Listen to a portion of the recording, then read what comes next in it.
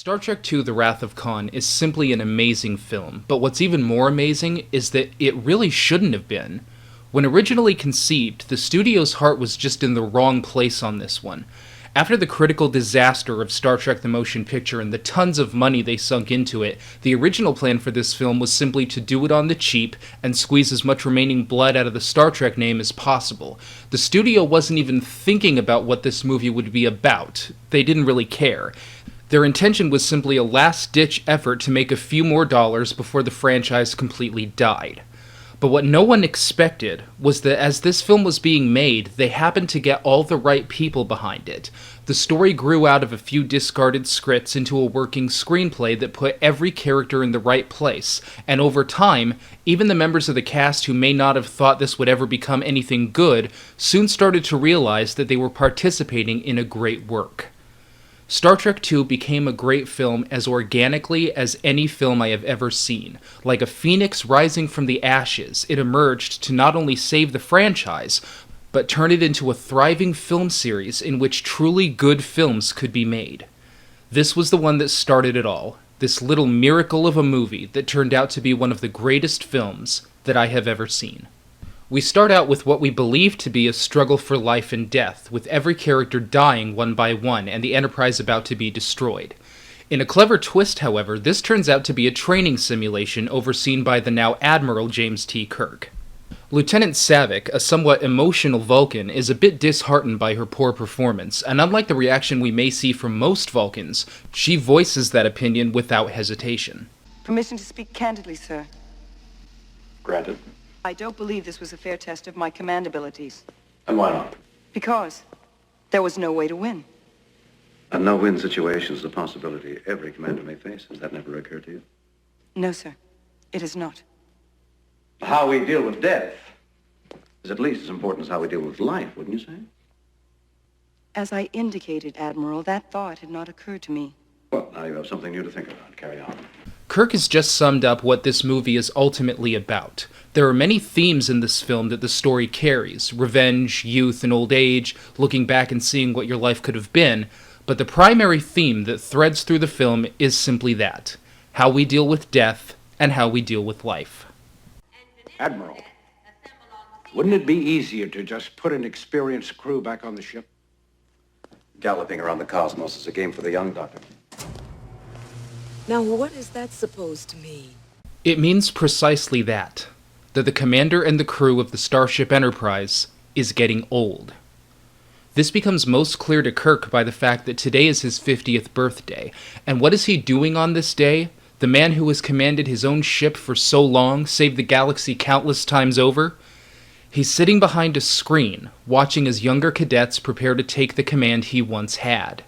But Spock doesn't seem to see the relevance in all of this. He hands Kirk a book as a gift and proceeds as if all of this should be a happy time, completely unaware that Kirk even has anything to feel bad about. It was the best of times. It was the worst of times. Message, Spock? None that I'm conscious of. Except, of course, happy birthday. Surely the best of times. The genius of this part of the story is that this is the worst thing you can possibly do to Kirk. Make him old. Time is the one adversary that he cannot defeat, the one situation that is forever outside of his control. What do you do when your day is done, especially when your day was as golden as Kirk's? Where do you go when you no longer feel useful or relevant? Well, Kirk simply goes home. He takes a look at his collection of antique weapons, no doubt feeling much like these weapons look, great for their time, but outdated and forgotten today. A mere novelty of what were once better days. This is likely how he would have spent his entire birthday had it not been for Bones paying him a visit. Now, Bones is not like Spock, logical, level-headed Spock, who could not even realize what Kirk needed at the time. Bones is the most human of the three characters, and he is way ahead of Kirk in terms of knowing what's bothering him. Logic and reason are all well and good, but sometimes you just need that no-bullshit friend to smack you upside the head and give you a dose of reality. And this is a service that Bones is always willing to provide. Damn it, Jim, what the hell's the matter with you? Other people have birthdays. Why are we treating yours like a funeral? Bones, I don't want to be lectured. What the hell do you want?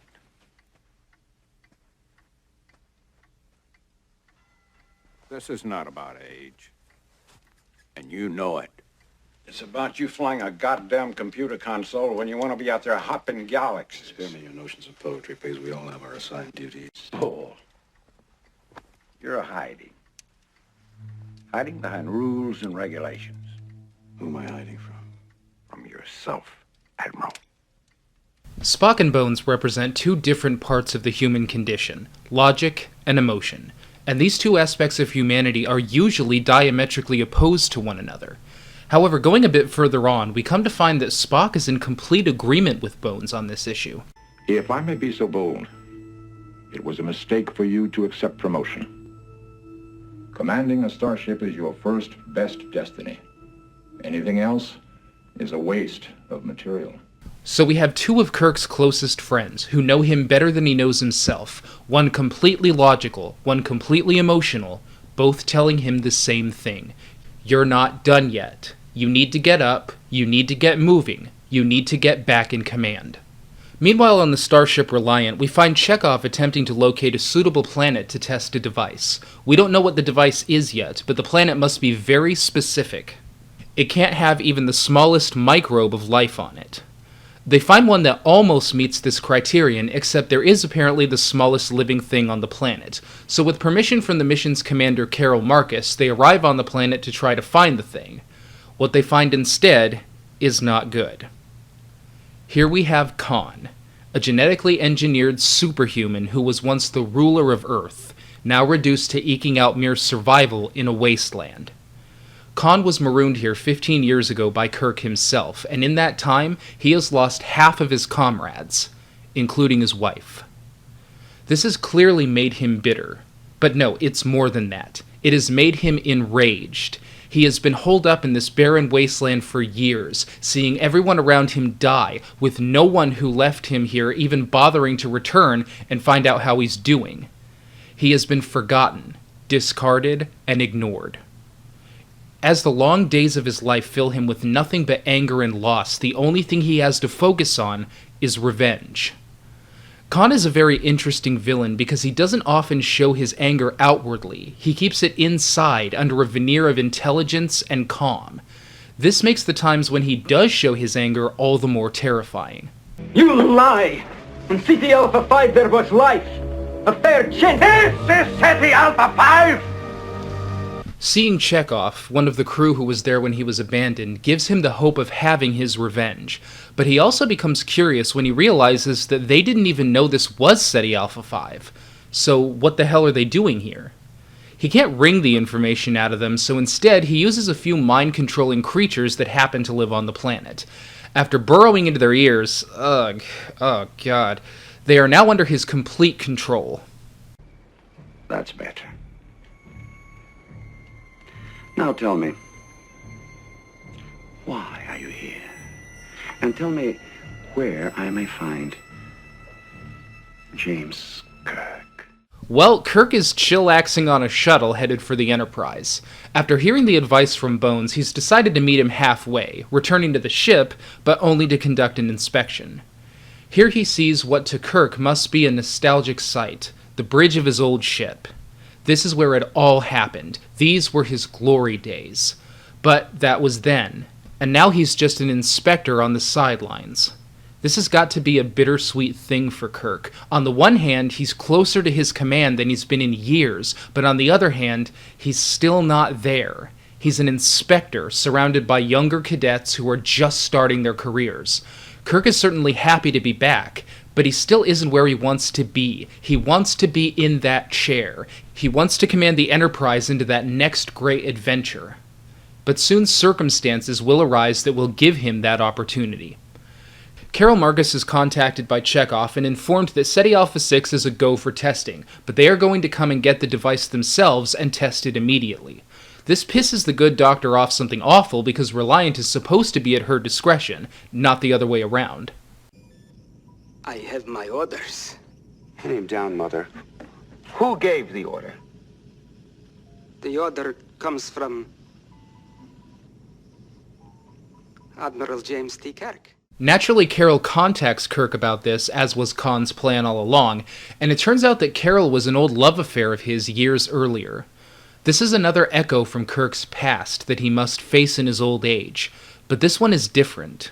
The command of the Enterprise was his glory days, but this is the woman that got away, the one who could have steered his life in a completely different direction had he been willing. So in addition to dealing with the loss of what his life was, he now also has to feel the sting of what his life could have been. And at the moment, Kirk feels as though it's too late for both.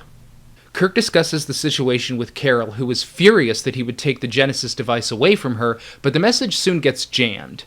After consulting with Starfleet Command, Kirk now has the opportunity to do what he's wanted to do ever since he set foot on that ship, to take command. But there's a problem. Spock is in command of the Enterprise on this training mission, and Kirk doesn't want to step on the toes of his friend. Of course. The ship is yours. No, that won't be necessary. Just get me to regular one. As a teacher, on a training mission, I am content to command the Enterprise. If we are to go on actual duty, it is clear that the senior officer on board must assume command. It may be nothing. Garbled communications. You take the ship. Jim, you proceed from a false assumption. I am a Vulcan. I have no ego to bruise. This really demonstrates the friendship between these two characters. Even though he has been craving command and usefulness more than anything else, Kirk still refuses to take command just to protect his friend. But Spock doesn't see this as being about him. He sees this as being about the needs of the many outweighing the needs of the few. Kirk's is a purely human reaction, and Spock's is a purely logical reply. And after listening to his friend, Kirk finally decides to take command. You are my superior officer. You are also my friend. I have been, and always shall be yours.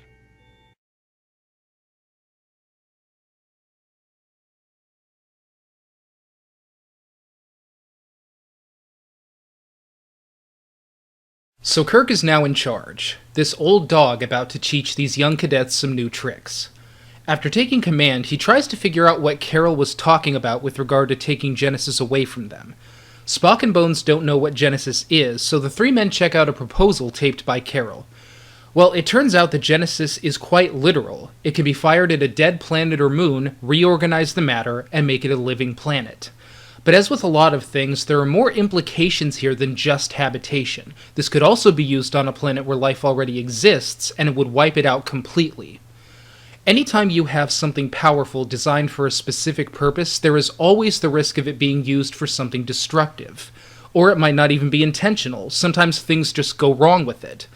This fact has caused a number of real human debates over issues ranging from gun control to the creation of certain power plants. A nuclear power plant is capable of providing cheap and efficient energy to a large portion of the masses.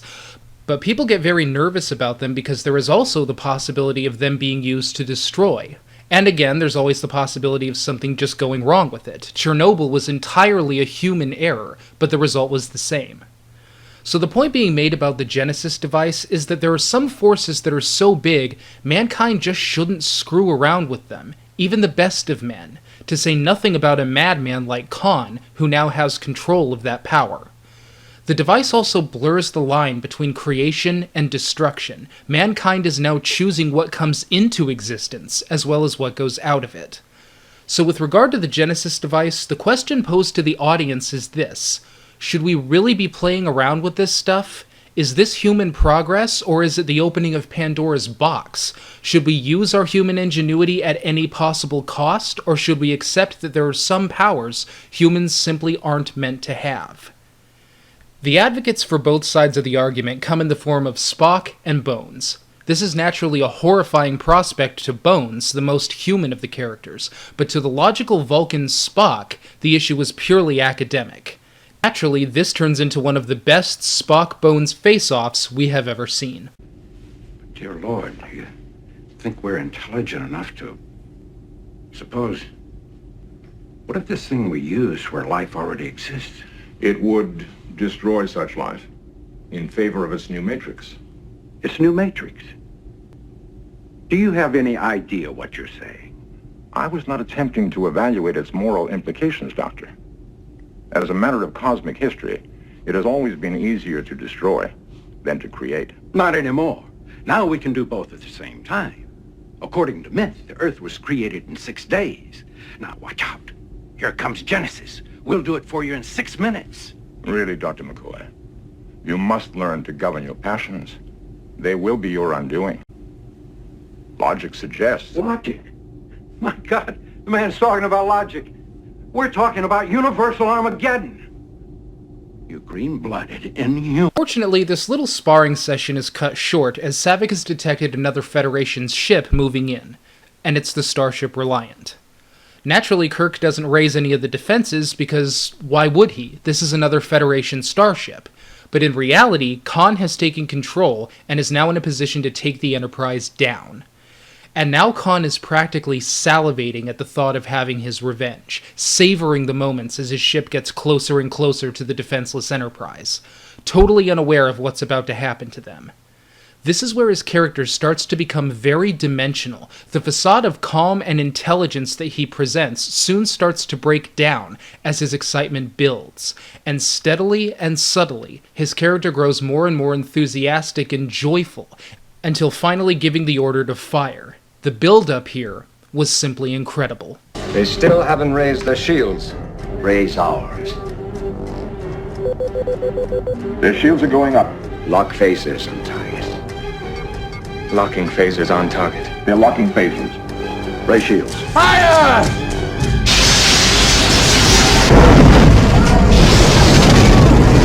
With the constant barrage of fire, the Enterprise is crippled, and this makes Kirk's first command in years a slaughter.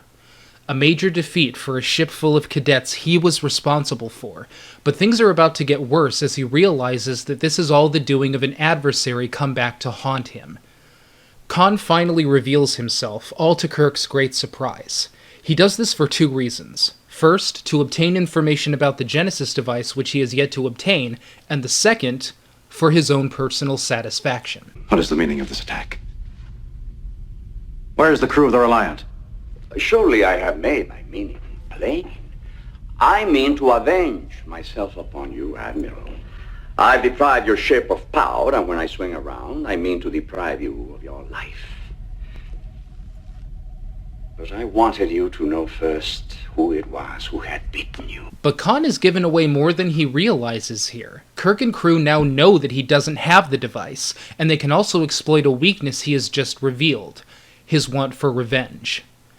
The battles between Kahn and Kirk in this movie are simply this, an intellectual game of chess, and both opponents have their own advantages. Kahn has pure, raw intelligence and ambition, and Kirk has a balance between logic and emotion, and most of all, he has a lifetime of experience. Watching these two titans go back and forth, scoring wins and losses, is the highlight of this film, but for now, Kirk's experience is the thing that saves him. He knows something about these ships that Kahn doesn't. He has a code that can transfer control of Reliant to the Enterprise computer, allowing them to lower their shields. Spock points out that for all they know, Kahn may have changed the code, but he didn't. He didn't even think about it. He was so confident and dead set on revenge that the little details never occurred to him, and it will be the little details that get him in the end. All Kirk has to do is keep him talking, keep him focused on reveling in his victory, and then make the move. Ultimately, they use the code, and Reliant is forced to retreat for the time being. Kirk has won the battle, but for the moment, the war is in a stalemate, and in the meantime, Kirk is ashamed of himself. His first time back at command, and he managed to get a lot of kids killed, people who were never ready for battle to begin with. The battle took its toll, resulting in the Enterprise being crippled and a great many deaths, including Preston, a trainee who remained at his post when everyone else ran away. As the Enterprise crew tends to her wounds, they arrive at Regula 1 as they originally intended, figuring that Kahn has already been here and will likely not return. Kirk, Bones, and Savick beam to the station finding it abandoned, and they proceed carefully because Kahn deciding not to return is only a theory at this point. This is one of the most tense scenes I have ever seen. Star Trek II got absolutely right what Star Trek Generations got absolutely wrong. We had the same kind of scene in that film, but the difference is that when the Enterprise D crew was walking through the space station, we still didn't know what the threat was, so we're just waiting around to find out, and we're bored. But here, we know exactly who might be there, and we are all biting our nails waiting for him to surprise us at any moment. Ultimately, Kahn has come and gone, but in his wake are a ton of dead bodies, one of which might be Carol Marcus herself. Searching the command deck, they find Terrell and Chekhov, and they also discover that the transporter was used and never turned off. So following the next logical step, they beam to the last known location, and here they find a few members of Regula's crew, including Carol Marcus and her son David. But Kahn has a few more chess pieces than Kirk realized. Captain Terrell and Chekhov, who were still under Kahn's control. With their help, Kahn obtains the coordinates to the Genesis device and prepares to beam it aboard. But that's not enough. He now wants Terrell and Chekhov to kill Kirk once and for all. But try as he might, Terrell cannot bring himself to murder a fellow captain and defies the brain bugs, thus taking his own life. Fortunately, Chekhov only passes out as his brain bug doesn't seem to find him very appetizing anymore. So Kahn has Genesis, but he doesn't have Kirk. A fact that Kirk reminds him of in an attempt to get him to make another mistake. But Kahn no longer has any interest in killing Kirk. Now he simply wants to hurt him. And he will do so by marooning him here, as he was marooned. Which leads finally to the famous yelling scene. Whether you take it seriously or laugh at it, it is truly a classic in its own right. I shall leave you as you left me, as you left her, marooned for in the center of a dead planet. Buried alive. Buried alive. Kahn! Kahn!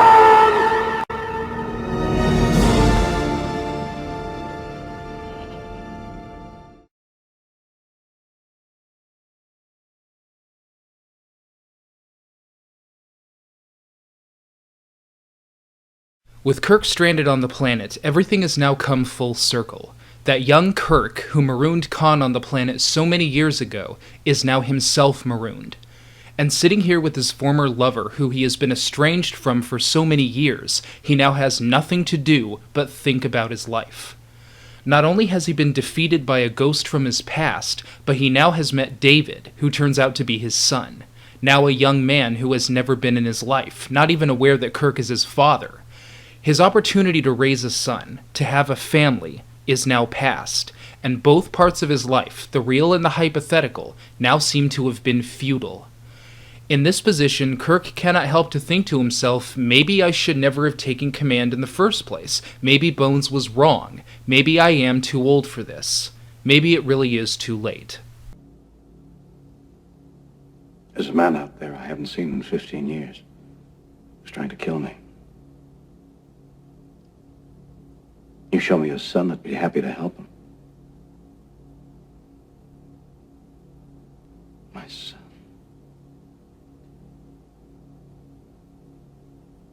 My life that could have been. It wasn't. What am I feeling?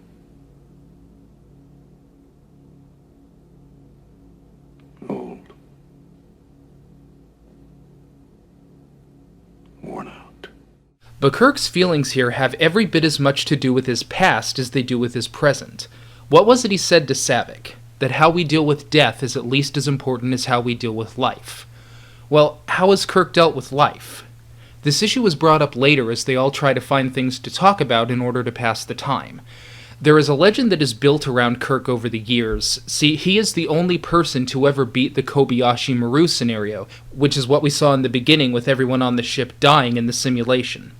This is what the scenario is designed to do. It's designed to kill you. Successfully rescuing the ship is impossible, but apparently not for Captain Kirk. He is the only person to ever beat the simulation, and up until now, no one knows how he pulled it off.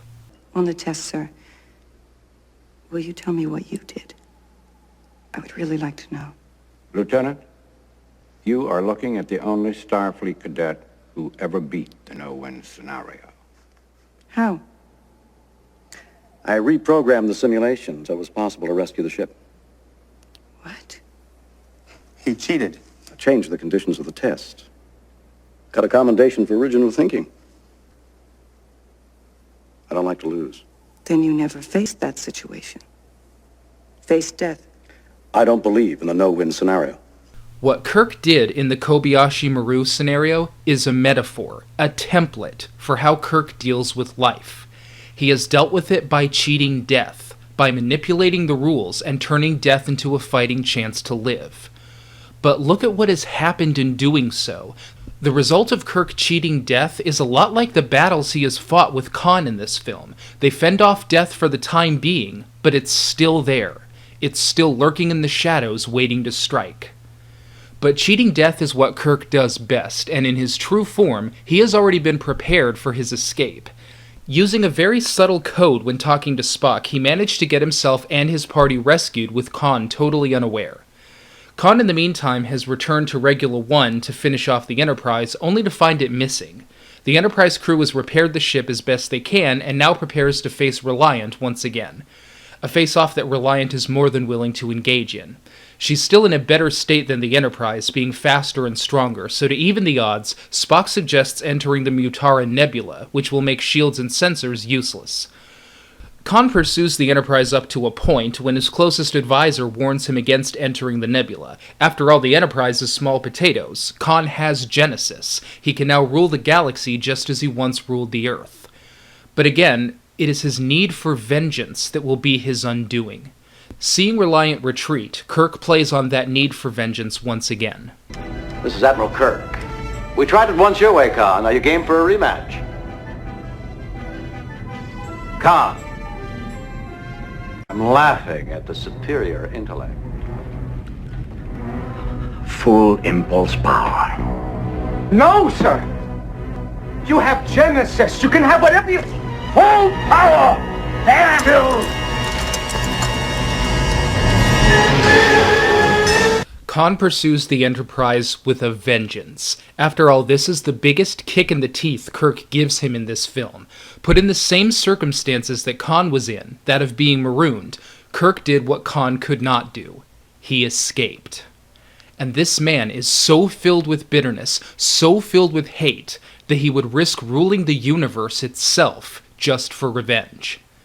Similar to what Spock said to Bones, Kahn could not learn to govern his passions, and they are his undoing. The scene leads into a dogfight of sorts between the Enterprise and Reliant, and once again it is Kirk's experience that wins the battle, outmaneuvering Kahn at almost every turn. Reliant is crippled, her crew nearly all dead, and the Enterprise demands that they prepare to be boarded. But Kahn has ceased to care about his own life, about power, control, or anything other than what he has wanted all along: revenge. He will now have his vengeance even in death. With the Enterprise crippled and unable to go to warp, he activates the Genesis device, a final stab at his object of hate.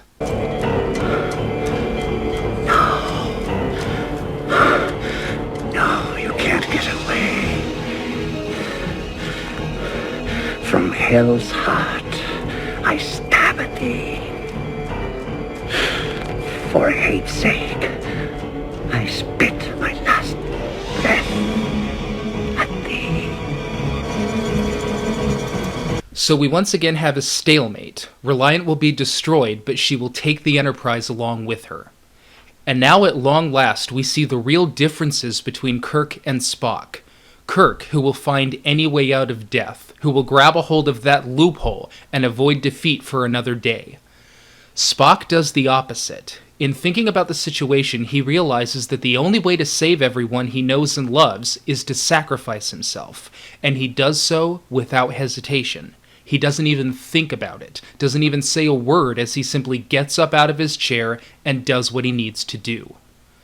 Spock is doing the one thing Kirk has refused to do his whole life. He faces death, and in doing so he allows all of his friends and comrades to live.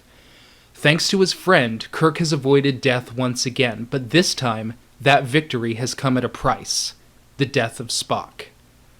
For the first time in his life, Kirk is forced to face death, to look a friend in the eye as he dies, and be powerless to save him. There are no loopholes this time, no tricks that will save the day. Spock is going to die, and in a way, Kahn has taken his revenge after all. Don't grieve, Admiral. It is logical. The needs of the many outweigh The needs of the few. or the one. I have been and always shall be your friend.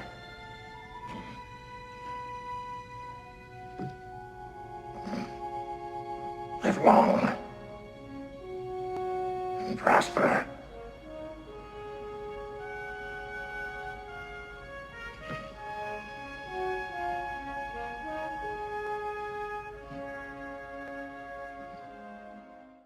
Services are held for Spock as the new Genesis planet is formed, and afterward, Kirk attempts to read while being visited by David. And Kirk must finally accept the fact that for all of his victories and his adventures, this is the one thing that he has truly never faced. He feels that his whole life has been a facade, but David, his son, tries to tell him otherwise. I poured myself a drink. Would you like it? Lieutenant Savick was right. You never have faced death.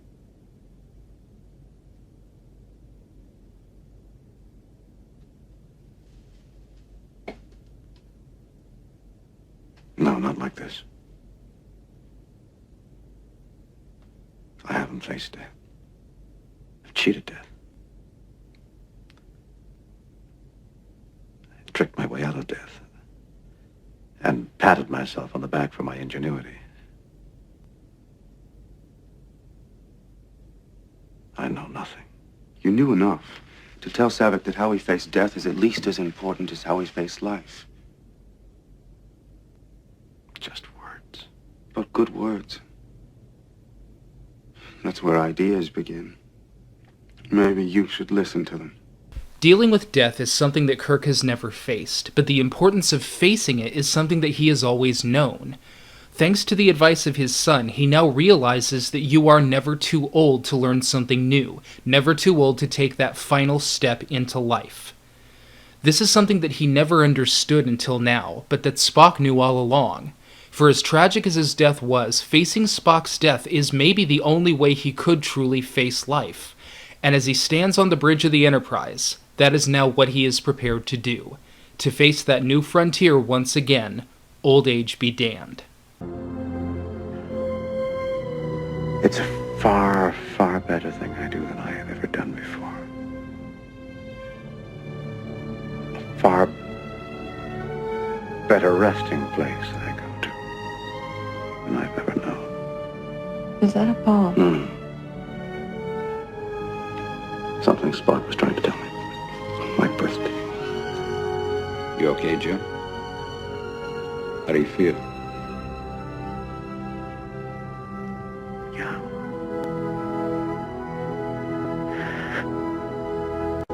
I feel young.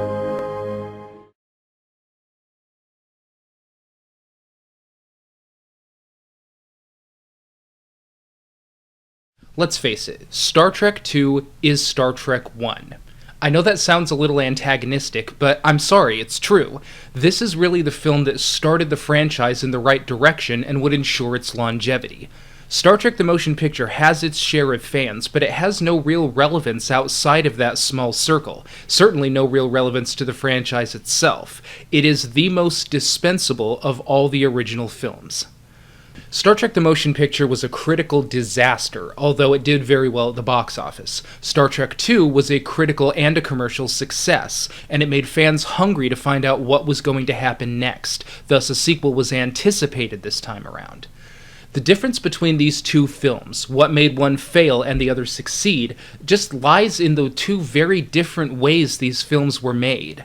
Star Trek the Motion Picture was all about spectacle and ego. They were looking at things like Star Wars and Close Encounters and saw something great that they could do as well. Unfortunately, they saw all the wrong parts of what was great, and when they made Star Trek the Motion Picture, they basically said, okay, here's what we're gonna have. We're gonna have effects that are gonna hit you in the fucking face all the time. We're gonna have so many damn effects that it's gonna make your eyes pop out of your skull. What's the movie about? Well, we'll figure that out later, but look how many effects we ordered. It's just gonna be incredible. And this is just a lesson that filmmakers constantly have to learn the hard way. Except if you're fucking Stanley Kubrick. For some reason, he gets a pass. But this is the lesson that every other filmmaker that has resorted to this has had to learn the hard way. You can have the best special effects in the universe going on all the time in your film, but if you don't have a good story, no one's gonna care. And no one cared that Star Trek the Motion Picture could show you the Enterprise sitting in dry dock or flying into nowhere. We want a story. We don't care about effects. That was the special effects side, thinking right off the bat that the effects were going to carry this film. Now, the ego part is, of course, Gene. I said in my review of the motion picture that I didn't think Gene was a very good writer, but I don't want people to take that to mean that I think he was horrible either. It's just that his vision of Star Trek was actually better than the episodes he was writing. So let me just say before I begin that I don't blame Gene for being protective of his work. He had every right to be. Star Trek was his. He made it, and now he has to watch someone else do their take on his work. The problem, though, is just that old George Lucas conundrum. You're always well within your rights to say, look, this is mine, I understand it, I decide what happens with it. But at some point, you do have to show a little humility and consider the fact that maybe you don't know everything, and it takes a very wise person to balance those two things. But especially when you're turning out shit like The God Thing and trying to make that into a feature film, especially when you have everyone in the room telling you that this is a bad idea, you have to learn some humility. Gene couldn't do that. He just couldn't listen. He couldn't keep his ego in check. This was no longer about making a good movie. This was about him. To him, this was his film, and he wasn't going to let another writer have it. So he sabotaged the project time and again, and under the terrible circumstances he was creating, a finished screenplay was nearly impossible. That was why Star Trek the Motion Picture failed. Spectacle and ego. But when Gene was kicked upstairs and new talent was brought in, you had exactly the opposite case. You didn't have the studio trying to make the biggest and bestest and most expensive film of all time. They were just trying to make a movie that could turn a profit. So you didn't have a blank check of a budget this time around, which kept everyone working on the film honest. You had Harve Bennett, who was used to getting work of a reasonable quality in on a very fixed budget. You had Nick Meyer, who sacrificed a writing credit just so this movie could even be made. A writing credit! No one even knew he wrote the film until much, much later. He's now renowned for it, but in the beginning, he didn't even care about the credit. He just cared about making a good movie. We have the complete opposite philosophy here. Star Trek II was about using what you had to make something great, whereas Star Trek the Motion Picture just dumped a shit ton of money into effects. Star Trek II was made on a very modest budget. They even reused some of the effects from the motion picture just to save money. But this is the kind of thing Nick Meyer was talking about when he said that art thrives on limitations. When you can't resort to these big, huge special effects pieces, you have to get creative and make the story carry the film. Ultimately, it was Star Trek II's limited budget and resources that made it a better movie. Now, it would be unfair to give Nicholas Meyer sole credit for the success of Star Trek II. Harve Bennett was equally indispensable and was single-handedly responsible for Leonard Nimoy being in the film at all. But to me, Nick was the most important piece to this puzzle because he brought something very important to the table, a love for good storytelling.